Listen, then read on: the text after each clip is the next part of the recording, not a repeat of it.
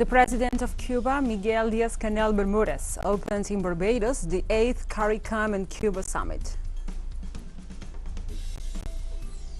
In Argentina, members of social organizations and unions will mobilize in Buenos Aires in support of Vice President Cristina Fernandez.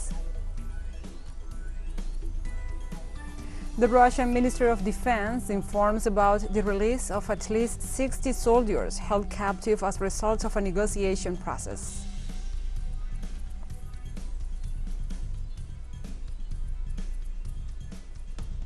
From the headquarters of TeleSUR English in Havana, Cuba, this is From the South. I'm your anchor, Gladys Quesada, and these are the news. The president of Cuba, Miguel Diaz-Canel, opened this Tuesday in Barbados the 8th CARICOM-Cuba summit, which commemorates 50 years of relations between the first 4 independent countries of the English-speaking Caribbean and the largest of the Antilles. The Cuban president described the event as a reunion between the brothers of the region to strengthen the bonds of friendship. The establishment of diplomatic relations with Jamaica, Guyana, Barbados, and Trinidad and Tobago on December 8, 1972, constituted a transcendental event for regional insertion, putting an end to the attempts of diplomatic isolation imposed by the United States. During his speech, Diaz-Canel highlighted the legacy of historic leader of the Cuban Revolution, Fidel Castro, in the consolidation of the ties of friendship and collaboration within the framework of South-South cooperation.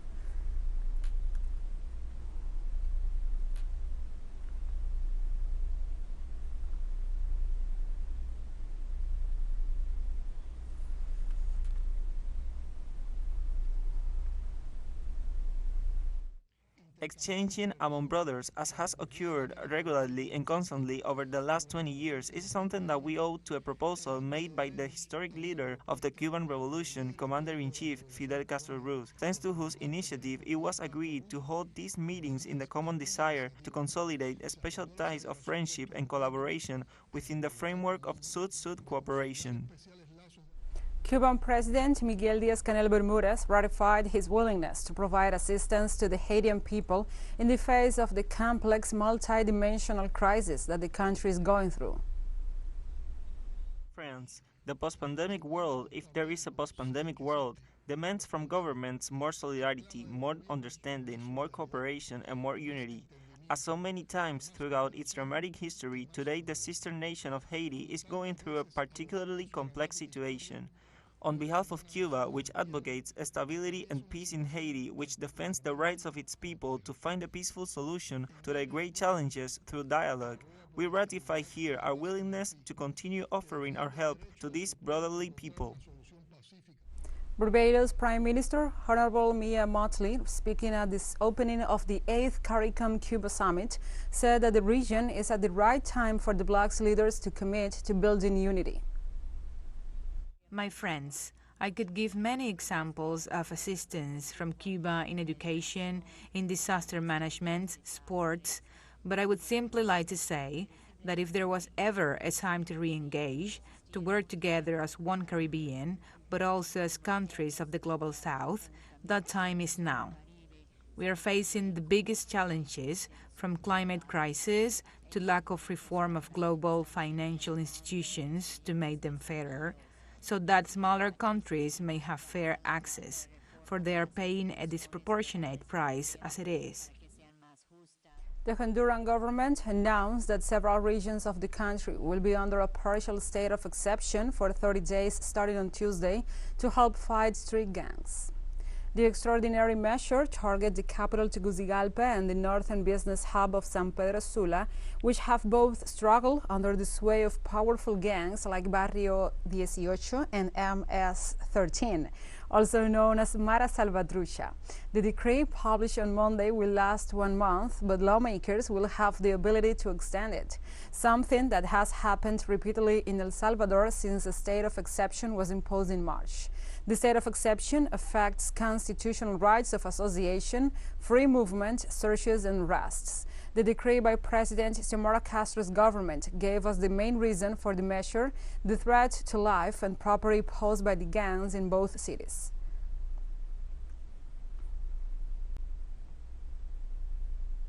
In Argentina, members of social organizations and unions will mobilize in Buenos Aires in front of the federal courts to reject the judicial persecution against Vice President Cristina Fernandez. The Union of Road and other affiliated sectors will mobilize to denounce the groundless accusations and attacks against Fernandez in what they have described as a political witch hunt against the vice president. On the other hand, the State Workers Association unanimously decided at a plenary sessions of general delegates to call for a vigil set for 5 p.m. local time outside of their building to show their support for Vice President Fernandez. On this Tuesday, they will issue a sentence on the case against the Vice President and another 12 people regarding the construction project of a public road in Santa Cruz from 2003 till 2015. The prosecutors are asking for 12 years in prison for the vice president and head of the Senate, plus her disqualification to hold public office.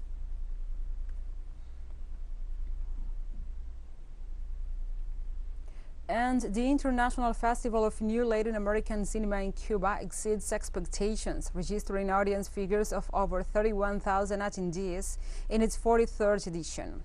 The Cuban Ministry of Culture explained that a few days after the inauguration of the event, the extraordinary response of the local public and guests who have enjoyed the screening of more than 185 films from all the countries of the region has been reported. The pause imposed by the historic event by the COVID-19 pandemic only ratified its importance. In this new edition, once again, the Latin American reality has been the protagonist on the screens, betting on making gender conflicts, discrimination, and violence more visible.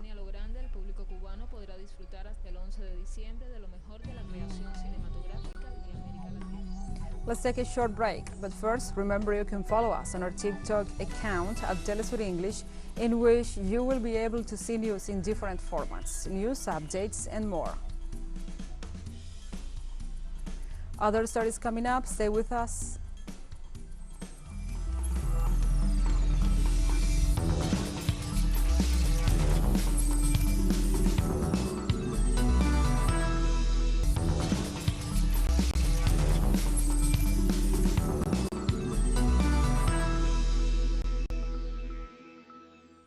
Welcome back. The European Union has called on Bulgaria to investigate allegations that a Syrian asylum seeker was shot by its guards in October. Speaking on Tuesday on Brussels, Commission spokesperson Adina Hipper said the EU take all allegations on any wrongdoings at the European border seriously, and violence and loss of life is unacceptable. Bulgaria has rejected the accusations that its border guards shot a Syrian refugee 2 months ago. The footage of an asylum seeker being hit with live ammunition on October 3rd is part of a joint investigation by several European media outlets led by Lighthouse Reports. In the video recorded on the Turkish side of the border, a young man falls to the ground after a bullet goes through his hand and his chest.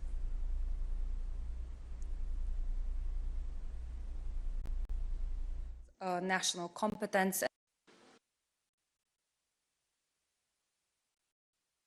We take all allegations of any wrongdoings at the European border seriously, and violence and loss of life is unacceptable. We expect European Union officials and Western Balkan telecommunications operators in Tirana, Albania, on Tuesday signed a deal to reduce mobile phone data roaming charges from October 2023. EU and Western Balkans also discussed the impact of the conflict in Ukraine on energy prices and food security in the region.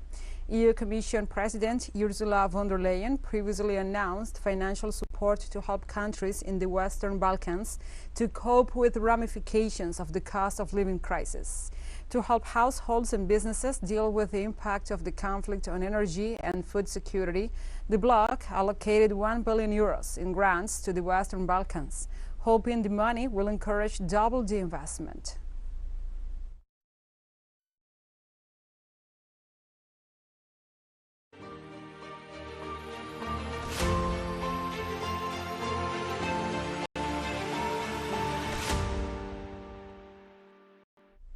Now we move on to other topics. The government of France announces it's waiting for technical agreements from the European Union to cap the price on Russian gas in the midst of the energy crisis the country is facing. The French President, Emmanuel Macron, said after his arrival to the summit between the leaders of the European Union and the Western Balkan countries that the bloc must reach a series of agreements that will allow the implementation of a cap to regulate gas prices. Macron considered that the limit on the price of fuel cannot be too low, as this will lead to a deficit of reserves, which could aggravate the energy crisis as winter approaches. In this sense, the energy ministers of the European Union will hold an extraordinary meeting on December 13th in Brussels to try to reach an agreement.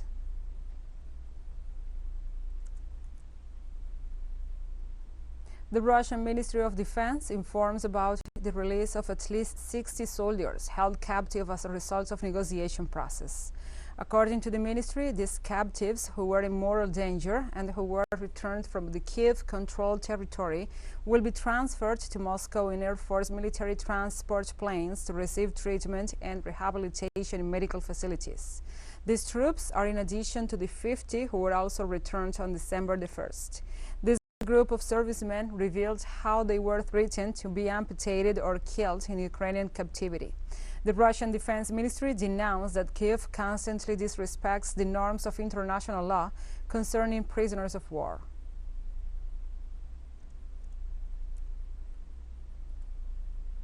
At least 9 people were killed and 15 others wounded after an attack on Ukrainian origin in a residence located in the city of Olshvesk, in the Russian-annexed People's Republic of Lugansk. The Ministry of Construction and Public Services of the People's Republic of Lugansk assured that the city was attacked with 6 missiles of armed forces of Ukraine, hitting, among other areas, the shelter that was inhabited by refugees and builders who work in the recovery of the city. So far, public services are still removing the debris from the site and search and rescue efforts continue. 3 other buildings were also damaged in the attack.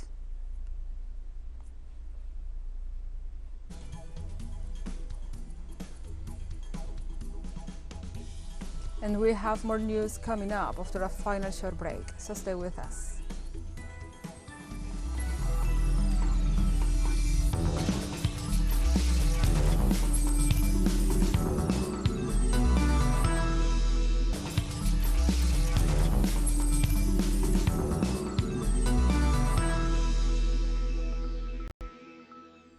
Welcome back to From the South. Chinese President Xi Jinping on Tuesday called on the whole Communist Party, the entire military, and the Chinese people of all ethnic groups to turn grief into strength and carry forward the legacy of Jiang Zemin with concrete actions on the new journey towards the modernization of the country. The Chinese head of state made the statement in addressing a memorial meeting for Jiang Zemin, who passed away due to leukemia and multiple organ failure on November 30th at the age of 96 in Shanghai. Jiang was an outstanding leader enjoying high prestige, acknowledged by the whole Communist Party, the military, and the Chinese people. All participants paid a 3-minute silence tribute to Jiang Zemin at the start of the memorial meeting at the Great Hall of the People in Beijing.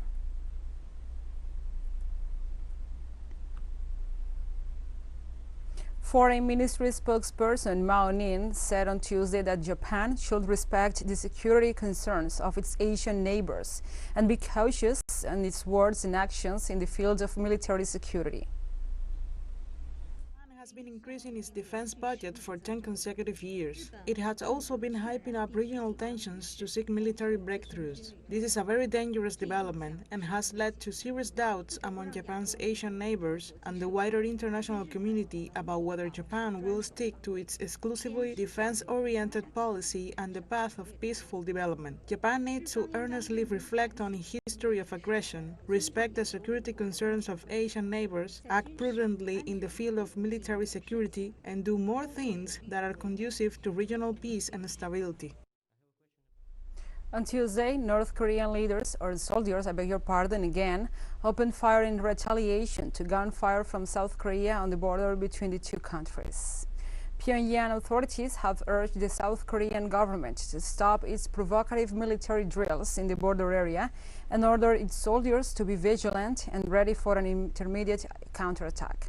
The North Korean government blamed Seoul and Washington for increasing tensions in the peninsula by carrying out joint military drills in the border despite the 2018 agreements in which they had pledged to cease provocations.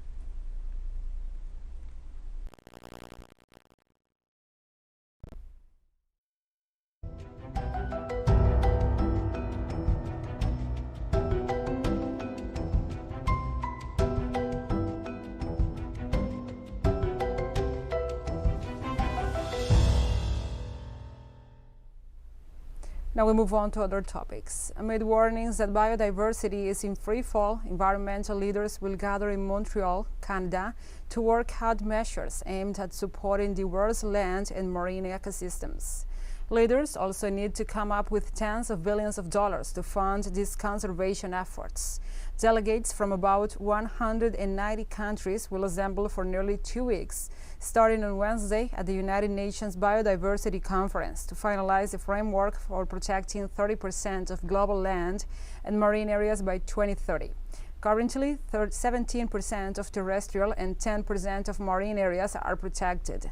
The proposed framework also calls for reducing the rate of invasive species introduction and the establishment by 50% cutting pesticide use in half and eliminating the discharge of plastic waste.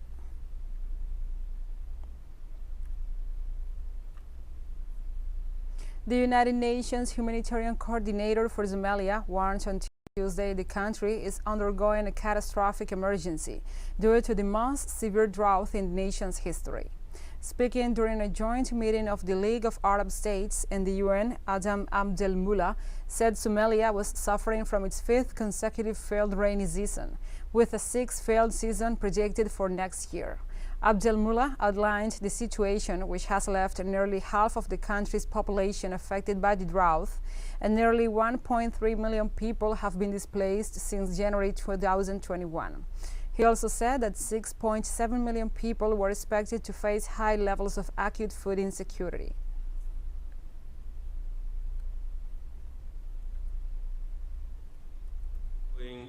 A catastrophic emergency due to the longest and most severe drought the country has experienced in its recorded history.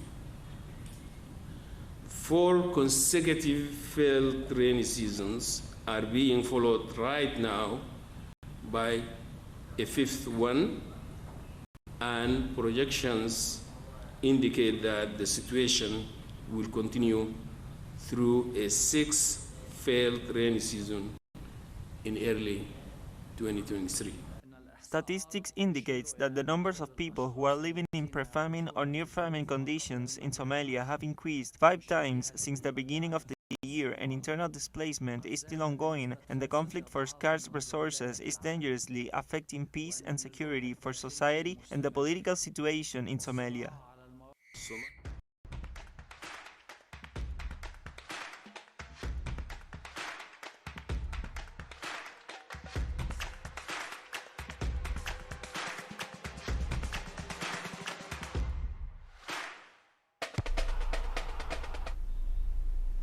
And just as the hearts of millions of fans live the emotions of the Qatar 2022 World Cup, TeleSUR joins this sporting event with From the Field, a show that brings news, analysis, reviews, and more to our audience. Don't miss it. Our show airs 1 p.m. local time in Caracas and 12 p.m. New York. Remember, From the Field, only on TeleSUR.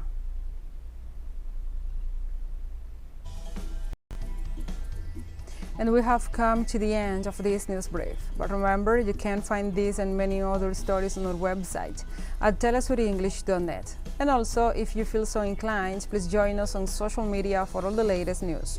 We are on Facebook, Twitter, Instagram, Telegram, and TikTok. For TeleSUR English, I'm your anchor, Gladys Quesada. Thank you for watching.